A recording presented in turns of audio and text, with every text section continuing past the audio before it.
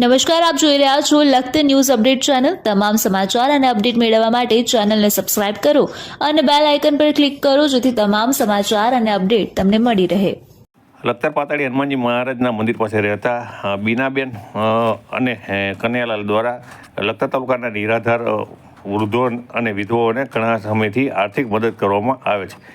લખતર પાતાળી હનુમાનજી પાસે રહેતા બીનાબેન માલવણિયા તે સિદ્ધર ઉમિયા માતાજી ટ્રસ્ટના લખતર તાલુકાના મહિલા પ્રમુખ છે અને તેમના દ્વારા લખતર તાલુકાને જે લખતર તાલુકાની અંદર રહેતા નિરાધાર વૃદ્ધ અને વિધવાઓને સહાય કરવા માટેની થઈ અને તેમને કામગીરી સોંપવામાં આવી છે। ત્યારે બીનાબેન માલવણીયા અને કનૈયાલાલ માલવણીયા દ્વારા છેલ્લા ઘણા સમયથી સિદ્ધર ઉમિયા માતાજી ટ્રસ્ટ દ્વારા જે રકમ આપવામાં આવે છે તેની અંદર તેમના દ્વારા છેલ્લા ઘણા વર્ષોથી પોતાની રીતે ની અંદર 1000 રૂપિયા કરતાં વધારેની રકમ અંદર ઉમેરી અને છેલ્લા ઘણા સમયથી તેમને ચૂકવવામાં આવે છે। ત્યારે આજે આ નિરાધાર વૃદ્ધ અને વિધવાઓને સહાય ચૂકવવામાં આવી હતી। ત્યારે મોટી સંખ્યાની અંદર તેમના ઘરે તેઓ ઉપસ્થિત રહ્યા હતા।